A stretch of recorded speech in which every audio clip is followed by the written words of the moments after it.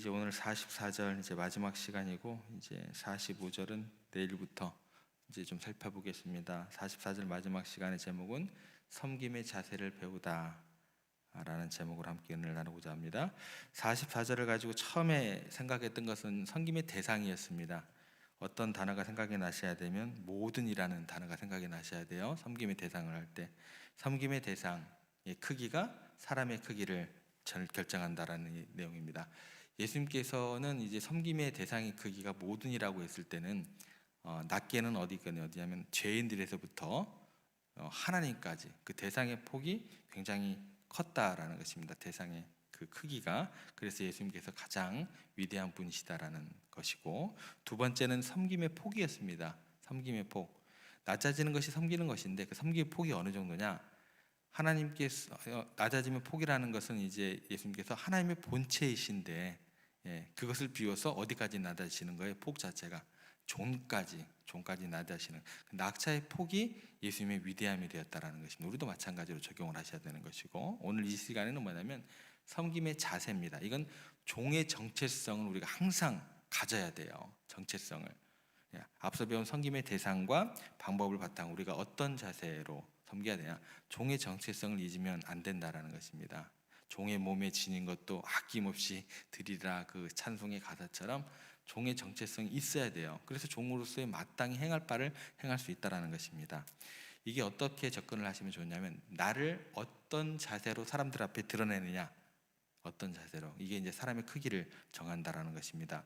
겉으로 드러나는 모습이 내면의 깊이, 신앙을 반영한다라고 생각을 하시면 좋을 것 같습니다. 다른 사람 앞에서 내가 굉장한 사람인 것처럼 위세를 부리는 그런 사람들은 사실은 어찌 보면 자기 스스로 자존감이 약하고 또 내 영혼 가운데 약함이 있기 때문에 스스로 자기를 높이려고 애를 쓰는 경우가 많다는 것입니다. 그런데 정말 모든 것을 갖춘 사람일수록 또 당당한 사람들은요, 다른 사람 앞에서 정말 겸비하고 겸손할 수 있다라는 것입니다.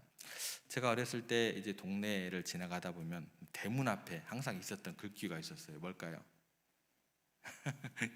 개조심. 그런 집들이 많이 있었습니다. 개조심이라고 붙여놨는데, 개조심이라고 붙여있는 집을 지나갈 때 보면 개가 잘 짖지를 않아요. 근데 어떤 집은요, 개조심이라고 붙여있지가 않았어요. 그런데 그 집 앞만 지나가면 개가 어찌나 그렇게 사납게 짖어대는지 모르겠어요. 나중에 보면은요, 주인이 이제 개를 데리고 나오는 걸 보면 개조심이라고 붙여져 있던 집은 정말 엄청나게 큰 개예요. 무서운 개예요.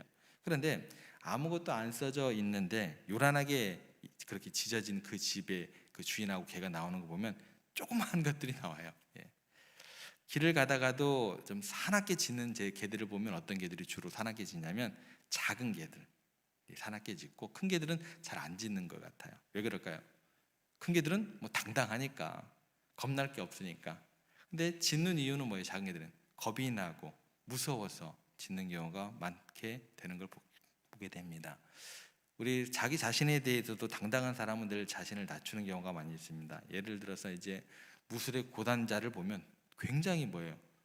우락부락하지가 않아요. 무술의 고단자들은 굉장히 순하게 보여요. 근데 나중에 알고 보면 뭐 태권도 막 6단 막 이래요.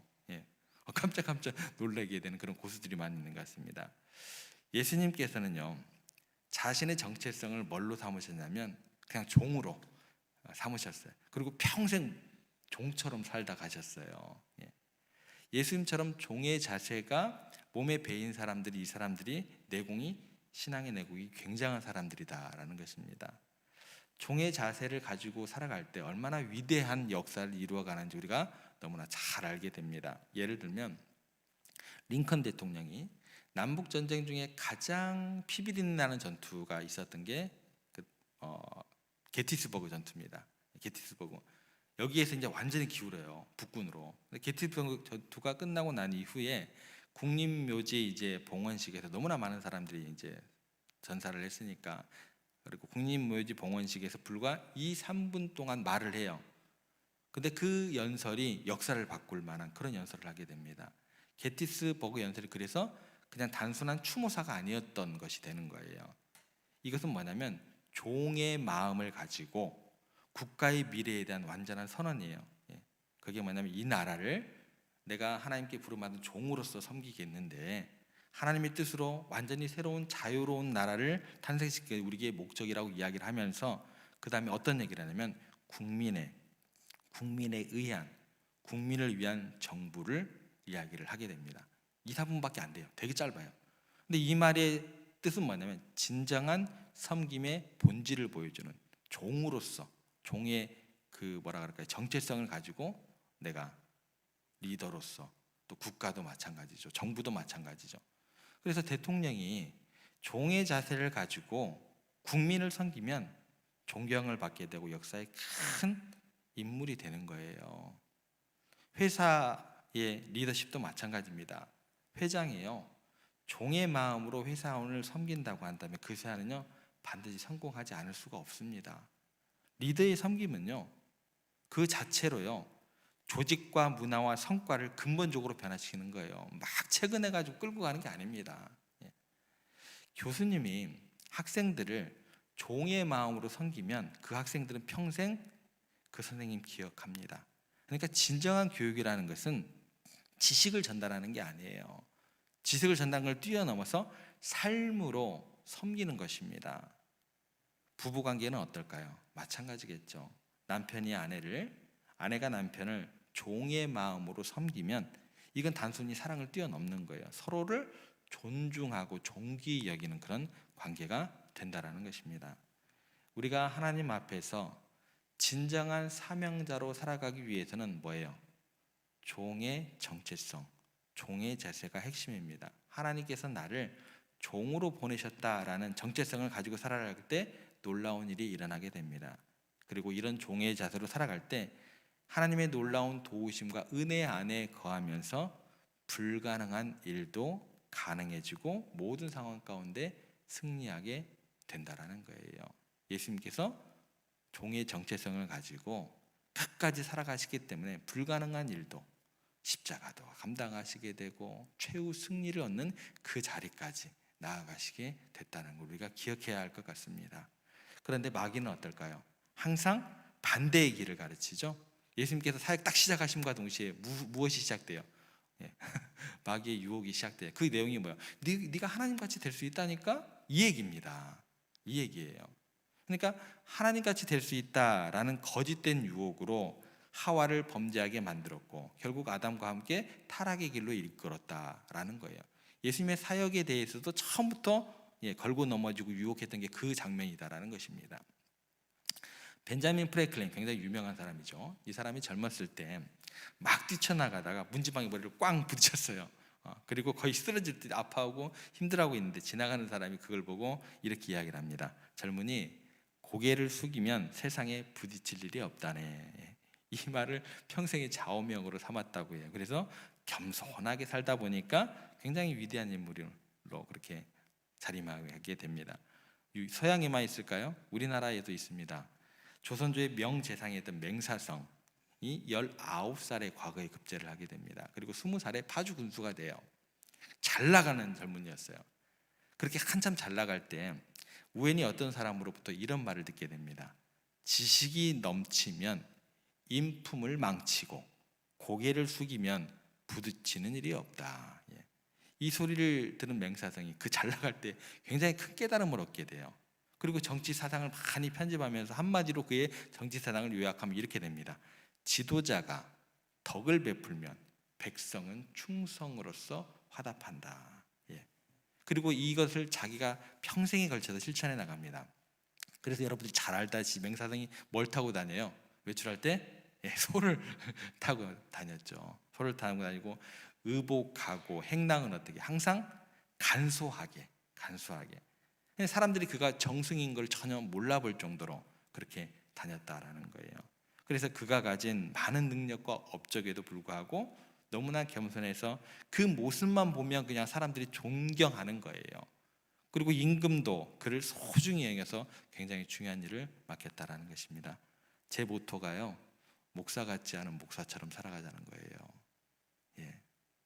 뭐 제가 맹사성 같이 유명한 분은 아니어도 그렇게 목사 같지 않은 목사처럼 그렇게 제 목회 경험을 보더라도 짧은 목회 경험 가운데 그런 생각을 많이 하게 됩니다.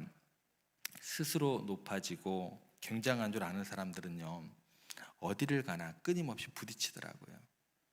갈등하더라고요. 고립되더라고요. 반면 겸손한 사람은요, 같은 환경인데도요, 똑같은 환경이에요.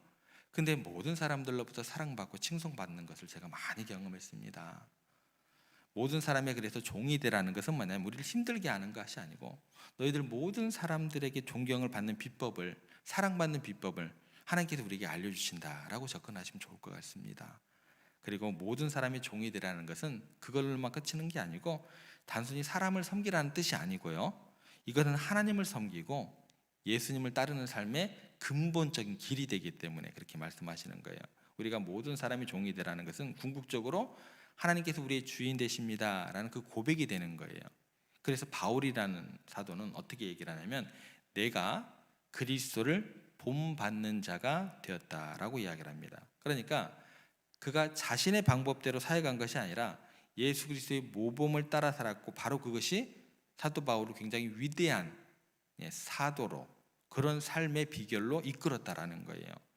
예수님께서 다음과 같이 이야기를 하십니다. 나를 사랑하면 내 양을 먹이라, 나를 사랑하면 내 양을 치라. 무슨 말이에요? 사람에게 하는 것이 곧 내게 하는 것이다 라는 이야기가 되는 거예요. 또 성경은 일관되게 이야기를 합니다. 뭐라고 이야기를 하시냐면 하나님을 사랑하라, 그리고 내 몸을 이웃과 같이 사랑하라. 이웃과 같이 내 몸을 이웃과 같이 사랑하라 라고 이렇게 이야기를 해요. 내 이웃을 내 몸과 같이 사랑하라. 죄송합니다. 그렇게 이야기를 해요, 성경에서는. 그러니까 우리가 하나님을 섬기는 방법이 뭐예요? 예수님처럼 우리 삶의 자세를 섬기는 종의 자세로 그렇게 가지는 것이 되는 것이다 라는 것입니다. 그래서 요한복음 2장에 나오는 물이 변해서 포도주가 기적이 되는 그런 것을 보면 그 잔치의 주인공은요, 연회장도 아니고요, 신랑도 아니고요, 마리아도 아니에요, 제자들도 아니에요.